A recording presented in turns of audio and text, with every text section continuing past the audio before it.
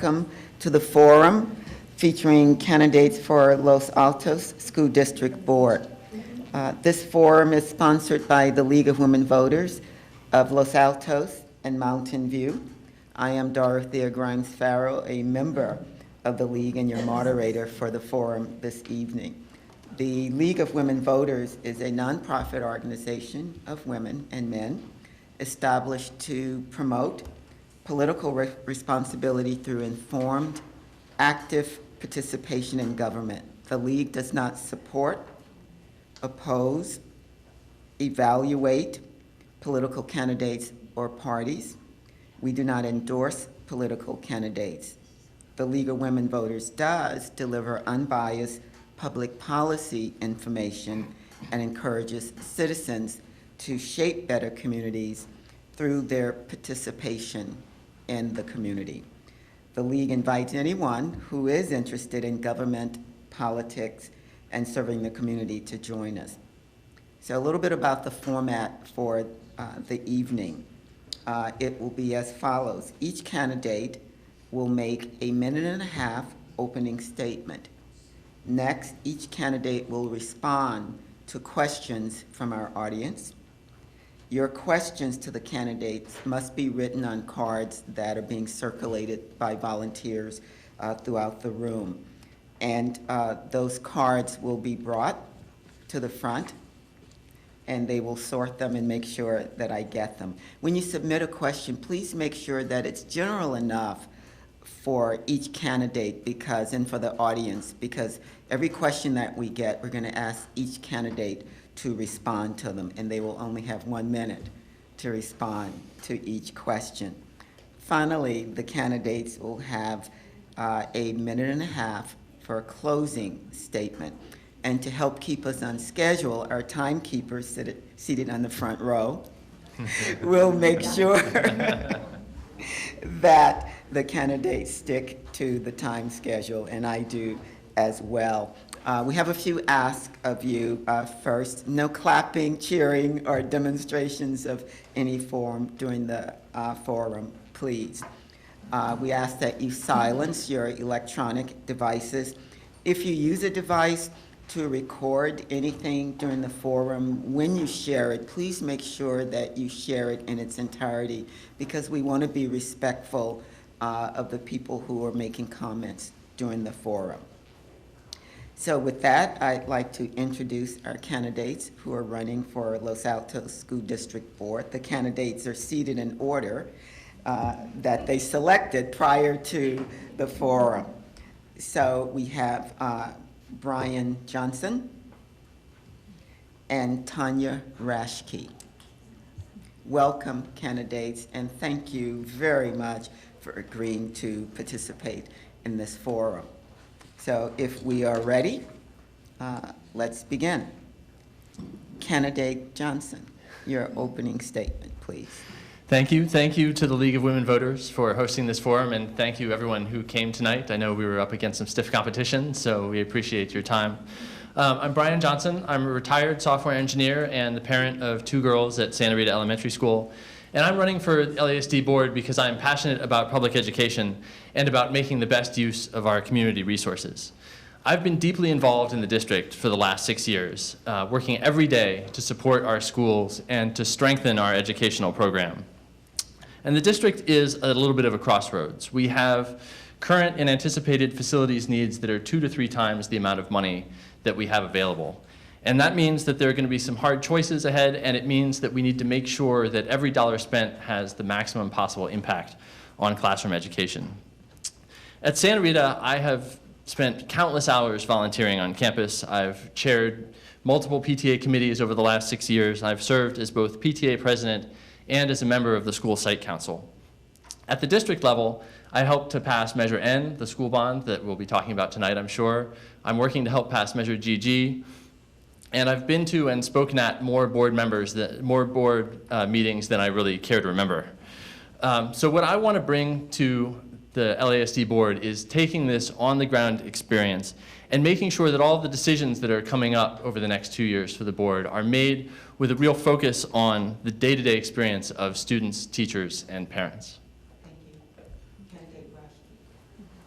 Hello, I am Tanya Rashke, and I'm running for school board. I'm running to ensure that our kids get the best foundational education in K through 8 possible. Like Brian, I got involved in the schools over a decade ago, volunteering in the classroom, and then I served on the PTA, co-chairing Hot Lunch and coordinating parent communications. In 2014, I joined some of you in the audience on the Facilities Master Plan Committee, serving the district. That committee was charged with evaluating options for using measure and bond funds. In addition to my over a decade of volunteering and service to the district, I am a professional that works in education. I am the Associate Director for the Stanford Neurosciences Institute. As part of the Institute, I bring together individuals across campus every day, building collaborative relationships, finding common ground, and delivering results on time and on budget. If I get elected, my first goal is to ensure that district decisions are made putting kids first. My second goal is to provide a clear and transparent plan for using our resources widely. And my third goal is to ensure that we build community relationships to better our district and our kids. Thank you both very much. So those opening statements, let's get to your questions. First question, and we'll start with candidate Johnson. Why are you running for the LASD board? Two parts. What experience, expertise do you bring to the table? Well, I think I covered some of that in my earlier statement. So let me say that I have three top priorities if I'm elected over the next 2 years. And the first, as I said, I think it's time to put the Measure N funds to work. We need to develop a facilities plan that will both address the immediate needs that we have at our existing campuses, accommodate the enrollment growth that we're expecting on the north end of the district, and provide a long-term solution for the charter school facilities. Second is we need to help ensure, we need to continue to attract and retain excellent teachers. And because our financial resources are limited, that means getting creative and coming up with ways to help with the cost of housing, help with student loans, and provide both professional development opportunities and logistical support on the, to make this a district that teachers really love to come to. And third, I want to make sure that we close some of the persistent achievement gaps that we see with some of our English language kids and our economically disadvantaged kids.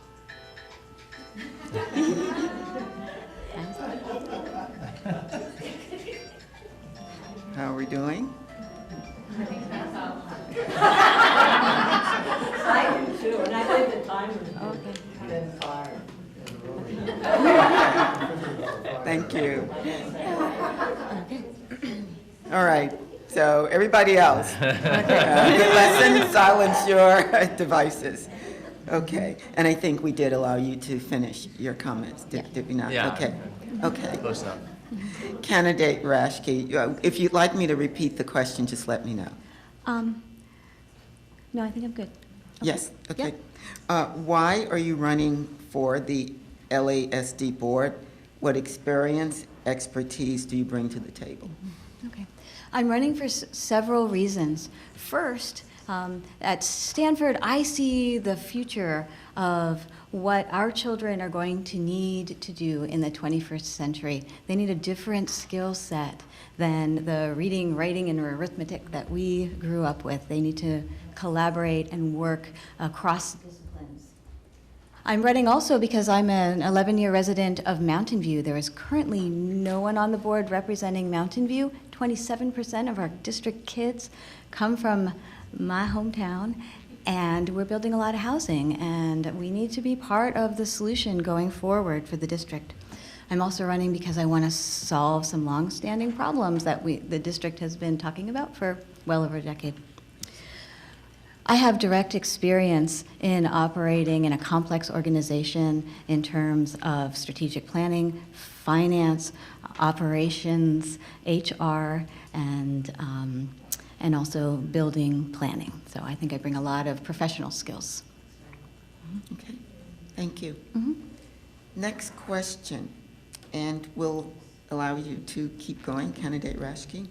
Do you have kids in the LASD school district? And if so, which schools? Okay.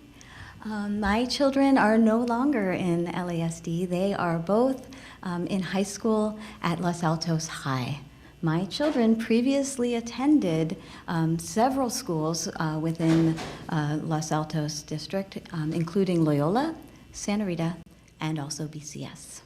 Okay, thank you. Candidate Johnson, same question. Yeah, I currently have 2 daughters at Santa Rita Elementary in 4th and 6th grade, so Egan next year. Okay. And candidate Johnson, what do you see as the major responsibilities for a board member? So there's a few responsibilities for the board member. Obviously, there's oversight. Board members also serve as a sanity check for the district. They serve as setting strategy, and they also serve as a major conduit between the parent community, the broader community, and the administration. It's the administration that actually, runs the schools on a day-to-day basis, but it's the board's responsibility to reach out to communities, to build bridges with the surrounding cities and the surrounding school districts, and make sure that there is perspective and information flowing both directions between the administration and the teachers and the broader communities. Okay, thank you. Candidate Rashke? The Board of Trustees is ultimately responsible for the education of our children, and also for all of the facilities and infrastructure that's held in trust for us through the state of California. The Board of Trustees is really important for setting the strategic direction for the district, for making policy decisions, and it also hires the superintendent. The buck kind of stops with the Board of Trustees, and they have quite a lot of discretion in many decisions that affect all of our children. Okay, thank you. Now, this next question starts to drill down a bit deeper. So, Candidate Rashke, feel free to, each of you, to jot down notes, but I'll read it again if you'd like. It's a multi-part question. Okay. I only have a minute. Okay. What do you see as the board's responsibility for building and maintaining good working relationships with employee associations like LA Teachers Association? Overall, what do you think are the best ways to attract and retain quality teachers and other employees? Part 3, hiring teachers is a problem for many local districts. How does the salary scale for Los Altos School compare to other districts?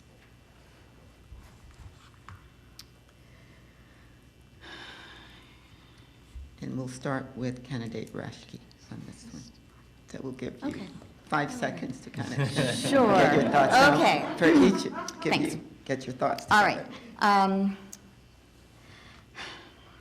So clearly, the teachers in our district are vital to the education of our children. They are in the trenches every day. That is where the rubber meets the road. Supporting our teachers and ensuring that we have the best teachers possible in our classroom is the single best thing that we can do for our kids.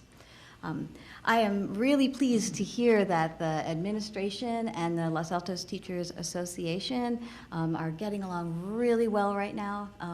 The interest-based bargaining that was recently introduced has worked out really well. There were some bumps last year, but they're in very good alignment in terms of the plans and what is being implemented through the schools this year. Attracting and retaining teachers, whew, yeah, we need to find more affordable housing and create livable situations for our teachers. And our salary scale is, I'm out of time. Can I finish my statement? Please do. Okay. Finish that statement. Our salary scale is in the mid to low range, but in line with what is typical in the state. I think we really do need to work in Sacramento to increase funding to pay our teachers more. They really deserve it. Thank you. Candidate Johnson. So I'll start with that last point and echo that, yes, our salary scale is in the mid to low range, and that's definitely contributing to some of the issues that we have given the high cost of living here, and one of the reasons why passing Measure GG is so important. In terms of maintaining relationships with the Teachers Association, one of the things that's important in any relationship is listening. So a critical aspects of the board's relationship is not just at negotiation time, but it's actually listening and responding to the concerns that teachers have, throughout the school year. And one of the reasons the last year was so rocky is I think the board was a little bit slow to address the concerns that involved a particular technology package that the teachers had identified early in the year, but that did not get addressed until later. And then as far as retaining quality teachers, I think there's a lot of things that go into that. Obviously, more money would help, but barring that, I think the district has pushed to be innovative and make this a place where energetic teachers feel that they really can come and push the boundaries of elementary school education, offering more professional development opportunities, doing everything we can to help with the financial burdens in terms of housing and student loans, and all the logistical support that we can offer through the PTAs helps as well. Okay. Thank you both.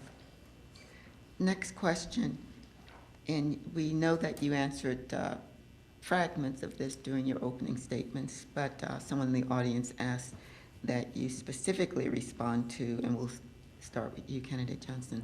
What do you see as major challenges for the district? Yeah, I think we've covered some of those. Obviously, dealing with our facilities and the enrollment growth is all kind of mixed together there because, we need more facilities because we have 1,000 more kids than we had 10 years ago, and we're looking at another 500 to 1,000 kids coming in the next 15 years from all the development that's going on, both in Mountain View and across the district. Obviously, retaining teachers is an issue.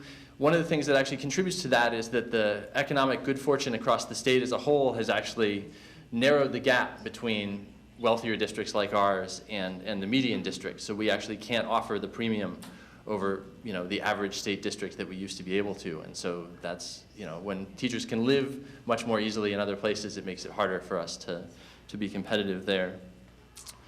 And I think the other thing is that we still have populations like English language learners and economically disadvantaged students and special ed students who are not doing as well as the rest of our populations. At Santa Rita, we have some of the largest groups of those students. And I've seen some things that work and some things that don't, but it's definitely an area that we need to keep focus on. Okay, thank you. Yes, please. Okay. I think challenges in our district are resolving some of the long-term issues that have been going on for some time. So creating a long-term plan for our facilities, for continuing the 5-year agreement that we have with the charter school and finding permanent facilities for them to ensure harmony in our community. To create a long-term facilities plan so that we can look forward to the future, and hopefully in the next 10 years we'll be talking about something else instead of the same topic a decade later. I agree with Brian, teacher retention is vitally important, and also addressing the education gap for our kids as well. Okay, thank you.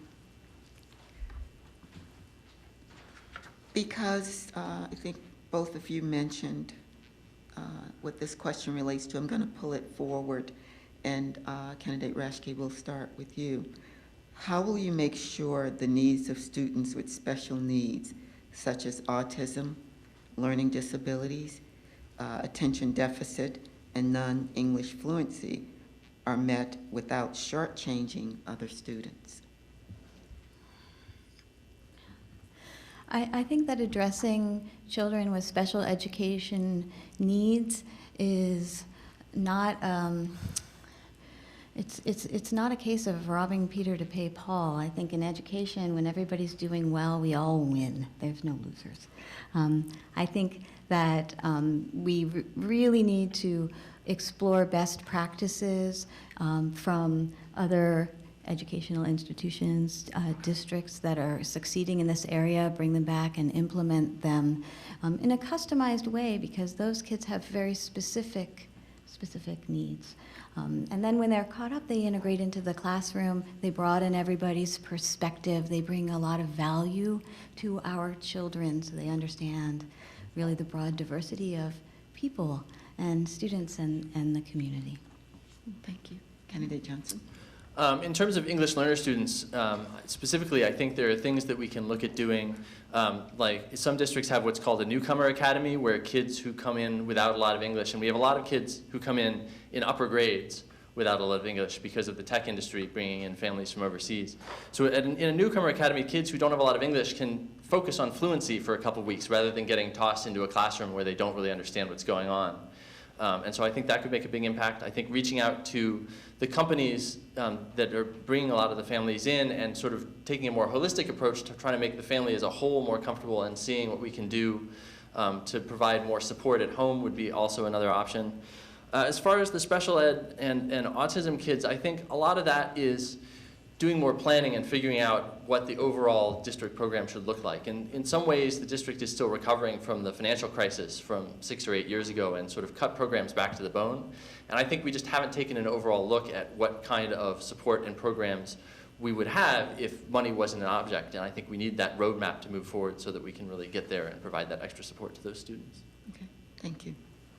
Next question, and I think this question starts to give us an appreciation for how our kids feel when they get these tough tests that we give them. This is a 3-part question. How do you think the Measure N funds should be used? Should the district try to purchase land? What do you think about the district discussing a land swap with the city of Los Altos? And we'll give you 5 seconds to think. And candidate Johnson. Well, I think the Measure N funds should be spent wisely. And what I mean by that is having the most impact. So land costs a lot of money around here, obviously. And if you're making a choice to buy land, you've got to trade that off against what the schools would look like if you built on the land that you already have. And that gets into a lot of detailed questions. You know, it's a hard question to answer because a lot of the actual dollar amounts involved are part of ongoing real estate negotiations. So I'm not definitely against the purchase of land, but I am skeptical that it delivers the same bang for the buck that building facilities on current land would offer. I think a land swap would have made a lot of sense. I think the city has kind of closed that door for now. I think it's a shame because I think we could have pooled the resources of the city and the school district and provided more facilities both for the school district and for the city for the same amount of money. And yeah. Okay.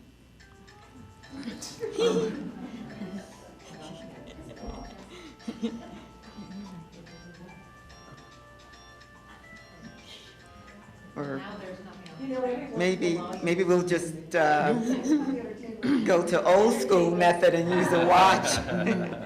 Okay, thank you. Let me just reread the question. Thank you. For you. Okay. How do you think the Measure N funds should be used? Should the district try to purchase land? What do you think about the district discussing a land swap with the city of Los Altos? Okay. Clearly, the Measure N funds should be used to create facilities, very needed facilities improvements to our existing campuses, and also to build a 10th school, possibly from scratch. There's two main ideas. One is whether we should purchase land, and the other is whether we should focus on improving our current 115 acres. I favor having the staff and a committee like the Facilities Master Plan Committee evaluate both of those side by side up against the budget and up against our priorities for the district, and then making a decision on the best way to move forward.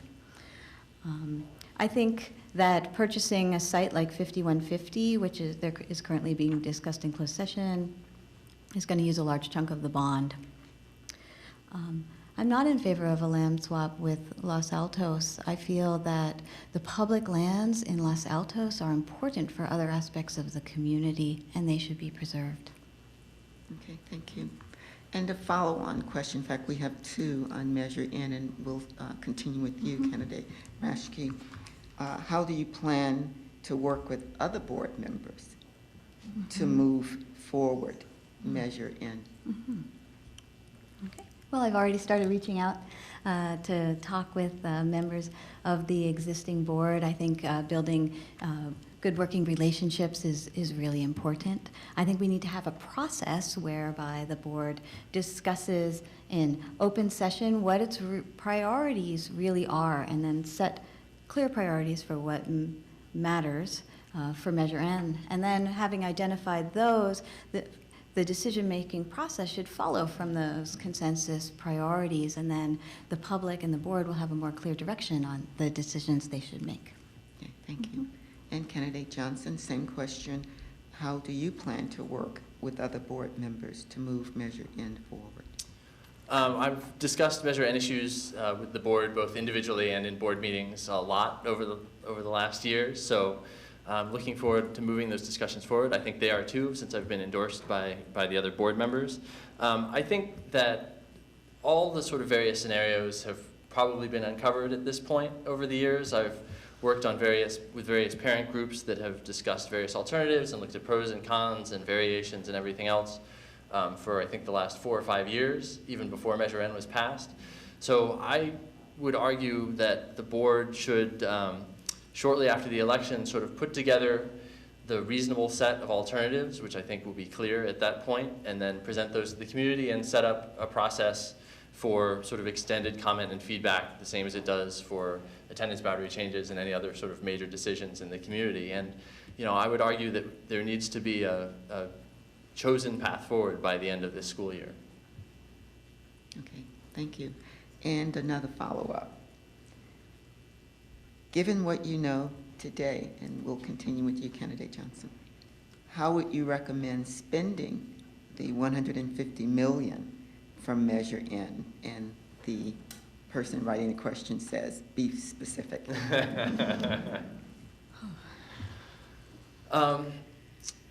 Well, given what I know today, what I know is that we've got 9 LASD schools and a charter school that are working very well. So I would argue that we can accommodate, knowing what I know today, I would suggest that we address the immediate needs, the inadequate facilities that a lot of those schools have been dealing with for the last 15 years, build the capacity that we need to do things like move 6th grade to the middle schools and create permanent facilities for the charter school, and move forward. We've got 10 schools in this district that are all working really well in testing at the high end. So, absent further negotiation, and I think there are avenues for further negotiation where we can come up with solutions that are even better than an improved status quo.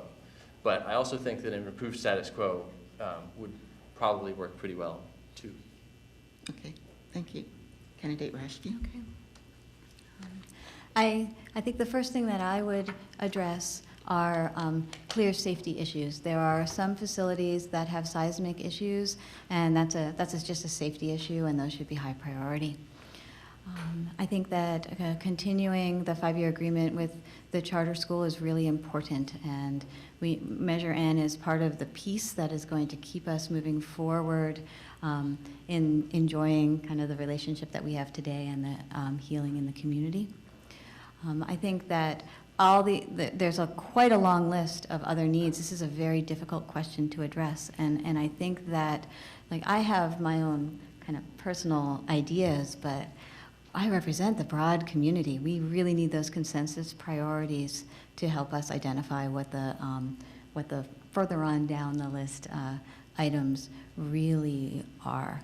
I think that's going to be important for making our decisions kind of stick for the future. Okay, thank you. This is somewhat of a change, but it relates to working yet with another group that's important. And we'll ask you, Candidate Rashke, to continue.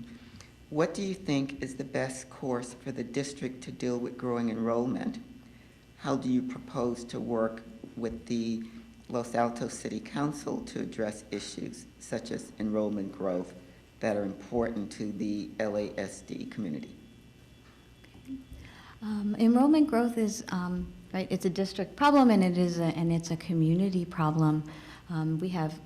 The question addresses Los Altos, but we have Mountain View that's building a lot of units, and our demographers show that over time we get more children coming from units like that. But we also have growth district-wide. As older housing turns over, it tends to be families with young children that move in. So we need to address issues like like traffic and safe routes to school, which are going to be impacted as we go. We need to work with our cities to get developers fees to help us implement changes and make accommodations in our infrastructure. And we have to be good partners with both the city, all of our surrounding cities. I've been endorsed by the mayors and city council members of all of our surrounding communities. Okay, thank you. Candidate Johnson, and let me know if you'd like me to reread the question. Sure. Yes, okay. What do you think is the best course for the district to deal with growing enrollment? How do you propose to work with the Los Altos City Council to address issues such as enrollment growth that are important to the LASD community? So I think clearly the most important aspect of dealing with enrollment growth is anticipating it, which I think we're doing better than we used to, and then ensuring that you have capacity and that you have schools that are designed to absorb it when it arrives, because sometimes it's a surprise, but most of the time you can see it coming from a long way off.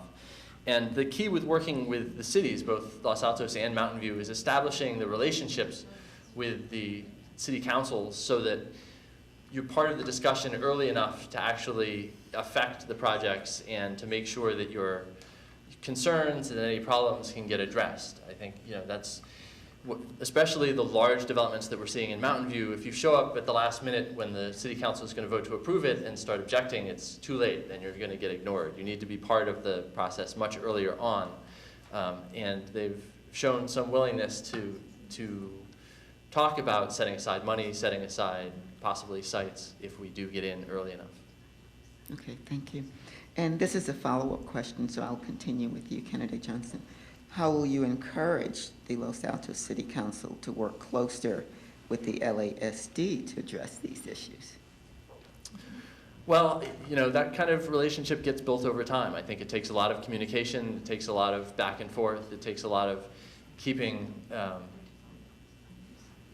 relationship open. So, there's a committee of the school board that meets with a subcommittee of the school board meets with a subcommittee of the city council on a fairly periodic basis, and I think that will hopefully continue both to talk about sort of immediate issues like emergent traffic impacts, but also to convey sort of across that gap what the concerns and what the things that both sides are dealing with, so that there's a little bit more empathy, so that when it comes time for a problem, both sides know where the other side is coming from and really understand the issues that they're facing, rather than just wishing that any issues that raised would go away, which I think is unfortunately what happens sometimes.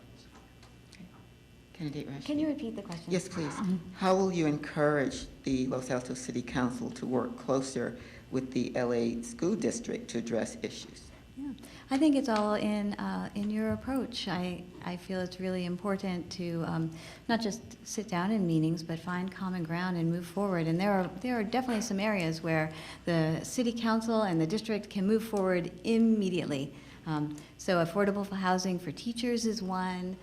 Traffic and safe routes to school is another, and open space is a third, because our district school sites also do double duty as open space for our community. I think it's really important for the district to kind of own its side of the problem and to really understand the point of view and the needs of the city. I think it's common for parents to be focused on kind of their kids, and they forget that they're part of this larger, diverse community, people of all ages, a community that has broad needs. So the district really has a huge opportunity to find collaborative relationships with our city. Okay. And a follow-up, and we'll continue with you, Candidate Rashke. How do you plan to collaborate with Mountain View City with respect to district issues? Yeah, I think it's in the same vein.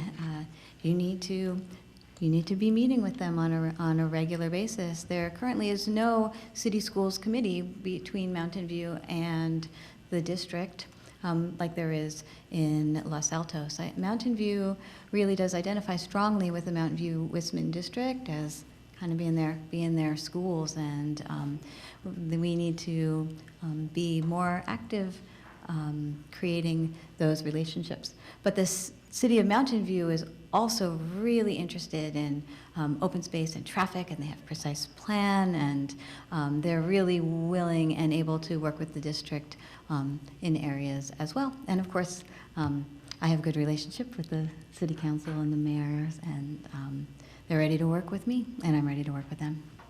Okay, thank you. Candidate Johnson, how do you plan to collaborate with Mountain View City with respect to district issues? I think it would be great to have regular contact between the LASD board and the Mountain View City Council, so that we're on their radar and not an afterthought the way we have been sometimes.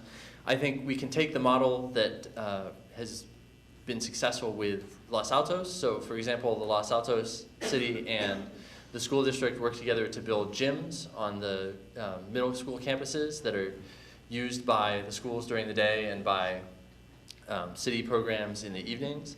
I think that the precise plan in the San Antonio area is a great place to look at doing something like that going forward, so that maybe we could get school facilities up there, because we know there's a lot of kids coming, and those could also double as city facilities, which is something that occurs on a number of Mountain View Wisman campuses as well. So I think there's a model of collaboration there that would be great to see go forward.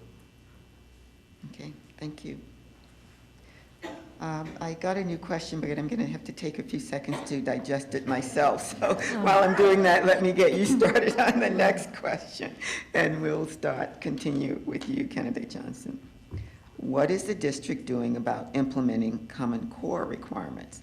What are your views on Common Core?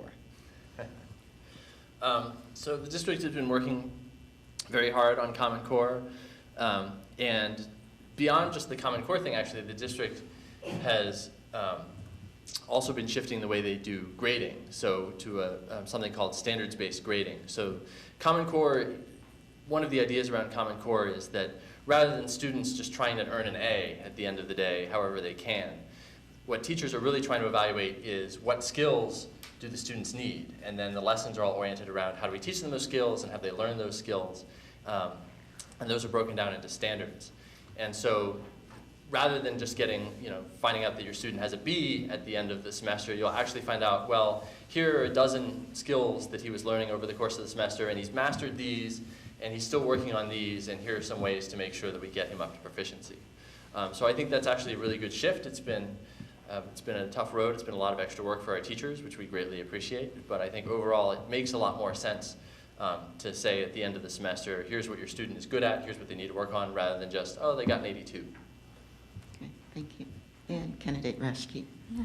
So my kids and my family has had quite a lot of experience with Common Core curriculum, and also with standards-based grading. I think it's terrific. I think that parents are sometimes a little concerned because the way their children are being taught is different than how we were taught, specifically in math. I often hear parents are like, oh my God, what is this? This isn't long division. That's not how I learned.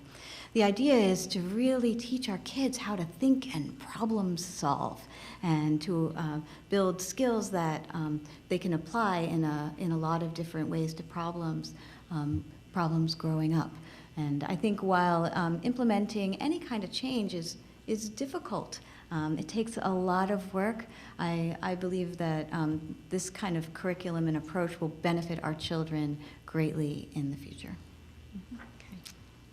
Thank you. All right, and we will probably need to give you 5 seconds to prepare to answer this one, but here is the question. It's a two-parter. What is your priority? And we'll start with you, Candidate Rashke. What is your priority?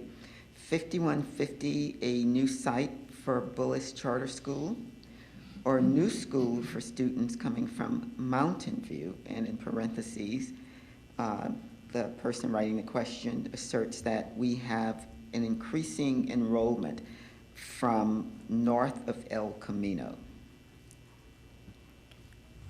This is a question that, in fact, I have been pondering since, well, 2007. So 50, regardless of the actual site, I think that we can address enrollment growth with our current land just as well. If you're open to sharing our larger sites, I can conceive of having 11 schools on our current, or sorry, it's 9, we have 10, we have 9 sites, 10, 11.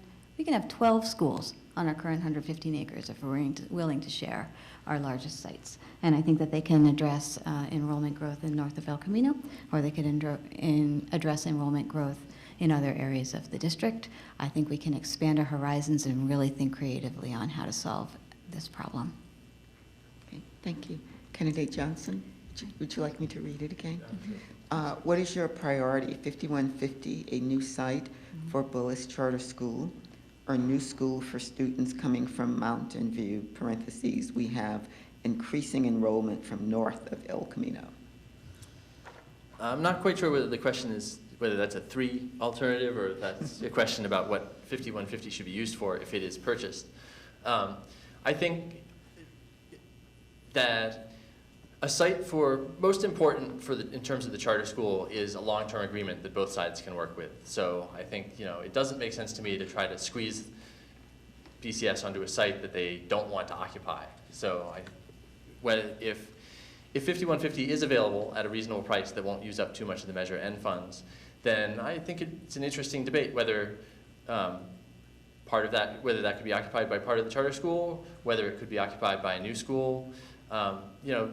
One suggestion that I've heard floated is using that site as a land bank. So in case we get, or sort of when we eventually get a lot of development from the north of El Camino area, if it turns out that we can't find a school site there, then 5150 could be a fallback somewhere down the line if we end up squeezed for space, because as we all know, land only gets more expensive in this area, not less expensive. Thank you. Next question, and we'll continue with you, Candidate Johnson. Multi-part question again. Academically, how does Los Altos School District rank among California public schools compared to local, private, and charter schools? To what do you attribute this ranking? What are your goals for the district academically? And how do you see the district achieving these goals? And we'll give you 5 seconds to gather your thoughts. So a lot of us are here in Los Altos School District because the schools have done really well, and test scores have shown that we're consistently among the top districts in the state. I think that comparing to some private schools, charter schools, is a little bit apples to oranges, because one of the things about public schooling is that we take all the kids who show up and we take them where they are, and we try to ensure that they get a solid education and that they really get a chance to excel. And I think that's one of the great things about public school in general, and it's a great thing about our schools in particular. In terms of goals, I'd like to see us continue to innovate. We've done a really tremendous job. The Los Altos School District has a reputation, I think, nationally and even a little bit internationally, as a place that is innovating and doing a lot of project-based learning, doing a lot of flipped classrooms, and I want to see that continue. As I said before, I want to see us ensure that all of our subpopulations do as well as we can. And so, to achieve that, we need to continue to focus on the ones that still have those achievement gaps and make sure that they get all the support they need. Okay, thank you. Would you like me to repeat that? Yeah, it's a multi-parter, yeah. No please. worries, yes, please. Academically, how does the Los Altos School District rank among California public schools compared to local private and charter schools? To what do you attribute this ranking? What are your goals for the district academically, and how do you see the district achieving these goals? Okay. Well, as Brian mentioned, clearly all of the public schools here in Los Altos and within LASD are top-ranked schools. It's one of the strengths of our district that all of our schools are excellent. To what do we attribute this? I think, gosh, we have strong families who care about education. We have a community that invests time and effort and really cares about our kids. And it's that kind of community support that really supports our schools. I think our goals academically are multi-part. I think we have to continue to kind of challenge the kids at the top and not let them reach and provide individualized learning for them. We have to address the achievement gap and the students at the bottom who also need individualized learning, but in a different way to really succeed. And I think if we want to be creative and think about new programs, we have lots of opportunities to do that as well in the future. Okay, thank you. Next question, and we'll continue with you, Candidate Rashke. The district has many new teachers due to the retirement of veteran teachers. What does the district do, and what else would you like to see the district do to support teachers new to the classroom? Okay. The district is implementing quite a few programs that I'm really pleased to hear about. They're encouraging teachers to work together on teams and collaborate amongst each other. There are opportunities for learning and for growth. I think that our new teachers are actually a benefit. The experienced teachers are wonderful, but our new students are really caught up on current curriculum, current pedagogy. They're bringing kind of fresh ideas and the latest in education to our school, and we benefit from them quite a lot. Okay, thank you. Would you like me to repeat? Yes, please. Sure. The district has many new teachers due to the retirement of veteran teachers. What does the district do, and what else would you like to see the district do to support teachers new to the classroom? So the district does have a mentoring program for teachers who have just gotten their credential, who are new to the classroom, to make sure that they don't get lost and to help them figure out, because as I'm sure we can all imagine, the first couple of years are the hardest once you get into the classroom up in front of the kids. Also, in recent years, the district has provided a lot of professional development, things like the iLearn Lab down at the district office that helps train the teachers in new technologies and new techniques. We've made time, and the PTAs actually have been providing a lot of funding for the teachers to work in grade teams so they can actually visit each other's classrooms and see how other teachers are doing lessons and collaborate across classrooms and do more of that. I'd like to see even more logistical support and also support for teachers who are new to the district. One of the things that used to exist is a mentoring program for teachers who have been teaching for a while but are new to Los Altos School District, because every district is different and runs things in different ways. And that's something that I know teachers have mentioned to me that they were sorry to see go in the budget cuts and would like to get back, and I think would be a good idea. Okay, thank you. And we'll continue with you, Candidate Johnson. This is a different shift in questions. It's around configuration. With every current board member and superintendent stating a 5K and 6 through 8 model benefits all kids over a 6K, a K6 through 7-8 model, what priority will you make moving to K5 and 6-8 model if elected? Am I starting? Sorry. I think I'm no, sorry, okay. but I'm not sure I understand Let me read it again. Thank you. And I'll start with every current board member and superintendent stating that the K through 5 and 6 through 8 model benefits kids. Right. I'm going to say versus a 6 through K and 7 through 8 model. What's your priority in making a move to the 5 through K and 6 through 8 model? No, K through 5 and 6 through 8. I agree that it's a move that needs to be made, and I think the the fundamental reasons are actually around curriculum as much as anything else. So the 6th grade, and I have a current 6th grader, 6th grade kids are really at a point where they need specialist teachers. So elementary schools hire generalist teachers, and even though the 6th graders, rotate around classrooms, they're still primarily taught by the same set of teachers, whereas students at the now junior high, but then middle schools, will have specialist teachers, so specialized math teachers, specialized English teachers who can really tackle that curriculum and offer a little bit more of an advanced curriculum. The other issue is that with Common Core and the curriculum changes, everything's actually being designed by the vendors K through 5 and 6 through 8. So we just need to fit into that model. I think we need to make space for it, and then we need to figure out the personnel issues. I have faith in our administration that they're capable of both those things, and we've seen presentations from architects into how you would fit those students onto the junior high school. Okay. And candidate Rashke, I can repeat Yeah. it. No, Do a better job of it's repeating okay. it. I'll simplify. So the idea is moving from a junior high model, which is 7 and 8, to a middle school model, which is 6, 7, and 8.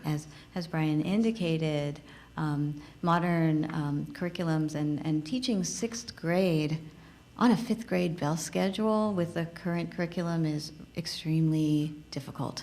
They don't have, in the middle school, they can benefit from the block schedule. There have been many parents who've been concerned about math placement for their children recently. If the 6th graders are in the middle school, there's a lot more room to tailor needs to their to students in math and other subjects in particular. I think we have an opportunity to do this now because it can be integrated into our plans for measure and funding.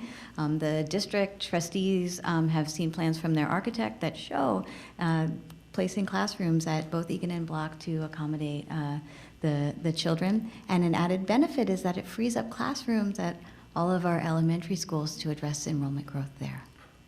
Okay, thank you. Related, but to how we structure and organize our schools, and we'll continue with you, candidate Rashke. Neighborhood schools. Do you believe in small neighborhood schools and that they should be a priority going forward?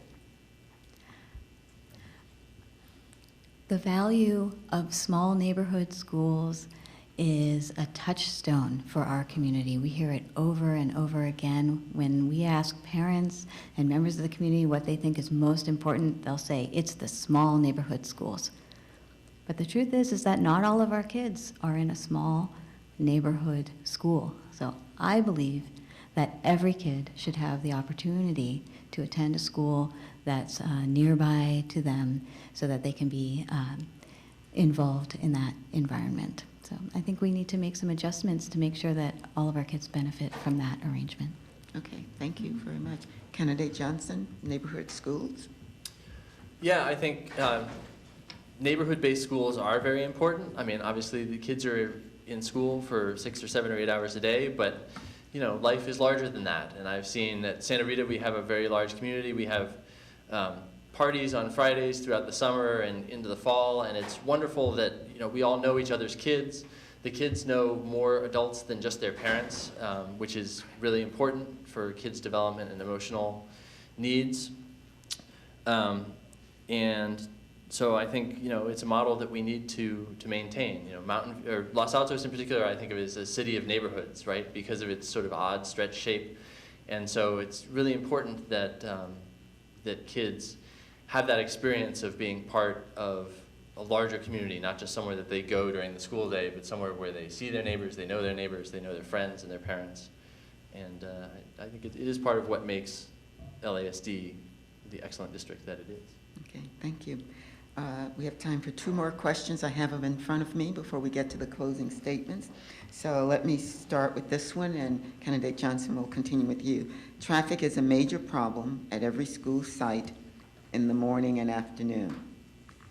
How can the board help with this situation? Could busing, I grew up in the South, so that would have a whole different meaning, but could busing be a possible solution? What are the pros and cons of busing? Well, one of the interesting side effects of having neighborhood schools is that ideally the school is in the center of the neighborhood and kids are coming from everywhere. And so busing is actually a little hard to contemplate in a lot of situations because, you know, I'm not going to put my child on a bus who then gets driven around for half an hour, you know, when they could walk to school in a third of the time because it's only a few blocks away.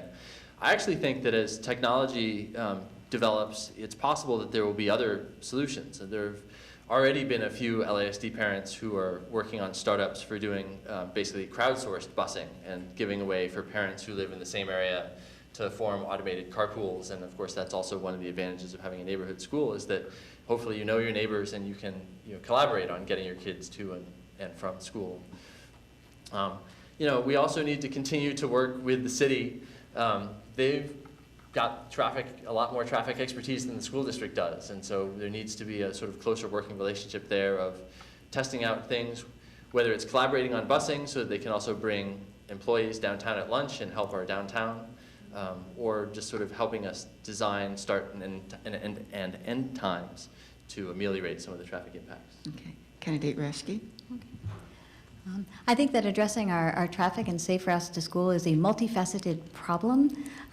I bike to work. I'm a big fan of biking. My kids have biked to work for a really long time. I think that the district can encourage the students and families that live nearby, like within a mile of their school, to not put their kid in the car and drive there, but have them walk, have them bike, do a scooter bus, and free traffic that way. I think that busing is actually needed in some places, like my neighborhood, which goes 3 miles or more to their assigned school. That's longer than a typical elementary school kid can actually bike or walk. And in those areas, so the students that are further away, I think shared transportation. Now, maybe not traditional busing per se, but other opportunities could provide quite a lot of benefit. I think we have to look at this at multiple levels. Okay, thank you. And in the interest of time, because I want to make sure you both get your closing statements, we're going to just skip the last question. And we will ask Candidate Reschke if you would please give us your closing statement. Okay, good.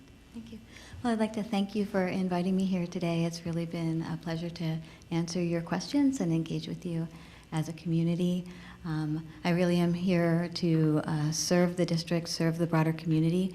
I feel like I bring an objective view, a fresh perspective, and some elements of diversity to the board. I have professional experience and the working relationships with our broader communities. I want to bring all of these skills and my enthusiasm and passion to ensure that our kids have a great K-8 education. I thank you for your time, and I thank you for your vote. Thank you. Candidate Johnson. Yes, I'll also say thank you to everyone who came tonight, and thank you for all the great questions.